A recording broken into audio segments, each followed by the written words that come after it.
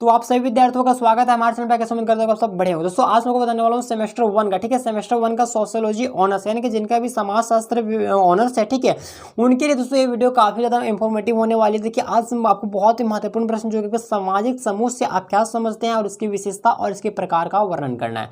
तो ये प्रश्न काफी ज्यादा इंपॉर्टेंट आपके परीक्षा के दृष्टिकोण से है, तो आपको इसके अच्छे से जो है कंप्लीट कर लेना है, ठीक है। तो देखिए सामाजिक समूह होता क्या बेसिकली हम वो जानेंगे, ठीक है, और इसकी विशेषता क्या है और इसके कौन कौन से प्रकार है बेसिकली हम उनके बारे में बात करने वाले हैं। तो देखिए सामाजिक समूह, समूह का मतलब होता है बेसिकली संगठन, ग्रुप जिसको हम बोलते हैं, ठीक है। तो सामाजिक समूह, ठीक है, जो समाज में जो सामाजिक समूह होता है, तो सामाजिक समूह बोलेंगे किसको बेसिकली वो देखेंगे। तो सामाजिक समूह क्या है, एक प्रकार का संगठन है, ठीक है। सामाजिक समूह जो होता है एक प्रकार का संगठन होता है जिसके सदस्य क्या करते हैं, एक दूसरे को जानते हैं या फिर एक दूसरे से अपनी जो है एक रुकता स्थापित करते हैं। हालांकि अगर हम देखें तो उसके जो समूह का निर्माण होता है वो कोई ना कोई विशेष स्वार्थ के कारण एक सदस्य जो होते हैं वे एक सूत्र में बांधे रहता है, ठीक है। तो मनुष्य सिर्फ परिवार में या फिर समाज में ही नहीं रहता बल्कि वह समूह में भी रहता है और सामाजिक संबंधों से दिन रात उसका जो है वो जुड़ाव वो जुड़ा रहता है। तो व्यक्तियों को अपनी जरूरतों को पूरा करने के लिए एक दूसरे से सहायता लेना पड़ता है, जिसे सामाजिक समूह समाजशास्त्र के लिए एक अति जो है एक महत्वपूर्ण अवधारणा है। कहने का मतलब यह है दोस्तों कि जो सामाजिक समूह है वो सामाजिक समूह बेसिकली अगर हम देखें तो एक प्रकार का यह संगठन है जिसके सदस्य एक दूसरे को जानता है, ठीक है।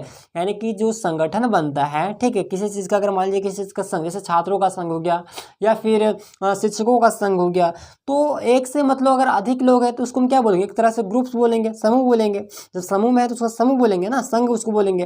तो सामाजिक समूह जो है एक प्रकार का क्या है, संगठन है जिसके सदस्य, ठीक है, जो समूह में जितने भी लोग सदस्य रहेंगे वो एक दूसरे को बेसिकली जानते होंगे तभी ना एक समूह में मतलब क्यों बने हुए हैं, ठीक है। तो सदस्य हम किनको बोलेंगे, मतलब जो एक दूसरे को जानते होंगे।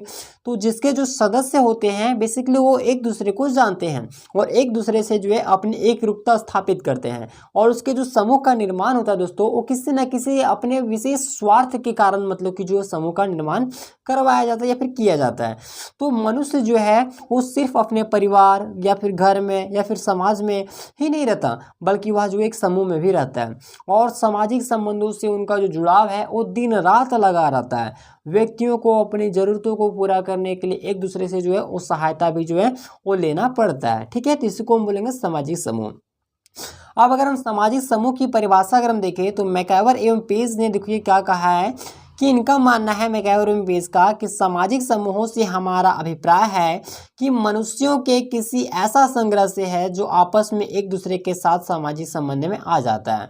देखिए ये किनका मानना है, ये मैकआवर एवं पेज के अनुसार अगर हम देखें तो इनका मानना है कि सामाजिक समूहों से हमारा अभिप्राय है कि मनुष्यों के किसी भी एक ऐसा संग्रह जो आपस में, ठीक है, जो आपस में क्या करता है एक साथ, ठीक है, आपस में एक साथ सामाजिक संबंध में आ जाते हैं, ठीक है। ये मानना है मैकआवर एवं पेज का। वही अगर हम पीएल लेडीज के अनुसार देखें, ठीक है, देखिए पीएल लेडीज ने परिभाषा देते हुए कहा है कि जहां दो या दो से अधिक, ठीक है, जहां पे दो या दो से अधिक व्यक्ति अगर सामाजिक संबंध अगर स्थापित करते हैं तो वहां पे सामाजिक समूह का मतलब कि उद्घाटन होता है, ठीक है। देखिए ये किनका मानना है, ये पीएल लेडीज के मानना है, ठीक है। यानी कि पीएल लेडीज का ये कहना है कि जहां पे दो या दो से अधिक अगर कोई व्यक्ति अगर सामाजिक संबंध अगर स्थापित कर रहा है तो वहां पे सामाजिक समूह होगा, ठीक है। ये पीएल लेडीज का मानना है। अब अगर हम सामाजिक समूह की अगर हम विशेषता की बात करें तो सामाजिक समूह की जो विशेषताएं हैं वो अत्यंत ही महत्वपूर्ण है जो निम्नलिखित हैं। देखिए पहली जो विशेषता इनकी है वो सामान्य हित एवं सामान्य मूल्य, ठीक है, सामान्य हित एवं सामान्य मूल्य। तो देखिए सदस्यों के बीच जो है वो हित की भावना रहती है। बेसिकली अगर हम देखें तो सदस्य के बीच जो है वो एक हित की भावना होती है, ठीक है, इसमें, ठीक है, सामाजिक समूह जो है इसमें सदस्यों के बीच क्या होता है, एक हित का भावना मतलब कि मौजूद होता है। वहीं सामाजिक उद्देश्य दूसरा इनकी विशेषता हो जाएगा, यानी कि सामाजिक समूह की स्थापना जो है वो किसी विशेष उद्देश्य को लेकर जो है वो की जाती है। इसमें सामाजिक उद्देश्य की जो है पूर्ति होती है।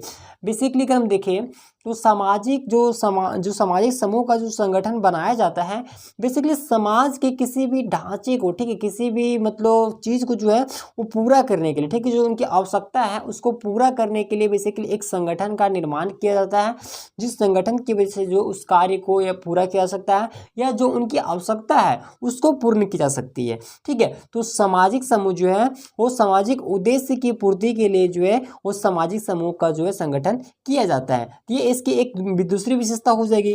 वहीं तीसरा विशेषता की अगर हम बात करें तो मनुष्यों का संग्रह सामाजिक समस्याओं मतलब समूह के लिए जो है वो मनुष्यों को जमा करना एक बहुत ही बेहद ज़्यादा जरूरी होता है। चौथी विशेषता की सामाजिक संबंधों की उपस्थिति। तो सामाजिक समूहों को बनाने के लिए जो है वो सिर्फ व्यक्तियों की ही जरूरत नहीं होता, बल्कि सामाजिक संबंधों की उपस्थिति भी जो है वो अनिवार्य होती है। ठीक है, अब देखिए सामान्य हित। देखिए सामाजिक समूहों के जो है हर सदस्य का हित एक तरह का होता है, जिसके कारण समूह में जो है वो स्थिरता बना होता है। ठीक है, तो कहने का मतलब यह है दोस्तों कि सामान्य हित ऐसा नहीं है कि मतलब किसी चीज़ का अगर संगठन आप कर रहे हैं तो उसमें आप जिस भी कार्य को आप पूरा करने के लिए मतलब जो चीज़ आप करना चाह रहे हैं ना, उसमें सभी का जो सहमति है वो बेसिकली सबका सामान्य होता है। ठीक है, सबका सबका सेम होता है। अगर सेम रहेगा तभी ना आप किसी कार्य को मतलब कि बहुत ही सफलतापूर्वक पूरा कर पाएंगे। ऐसा नहीं है ना, कोई बोलेगा कि कुछ हम और करेंगे, कोई बोलेगा कुछ और करेंगे, तो वैसे में तो संघ तो चलेगा नहीं। तो संगठन को, किसी भी संगठन को चलाने के लिए जो है वो पूरा संघ का, ठीक है, पूरे संघ का जो एक सहमति मतलब कि होना अनिवार्य है, तभी आप किसी संगठन को, किसी समूह को जो है आप बहुत ही आसानी पूर्वक जो है उसको चला पाएंगे। तो सामान्य हित भी जो है उस सदस्यों में पाया जाता है।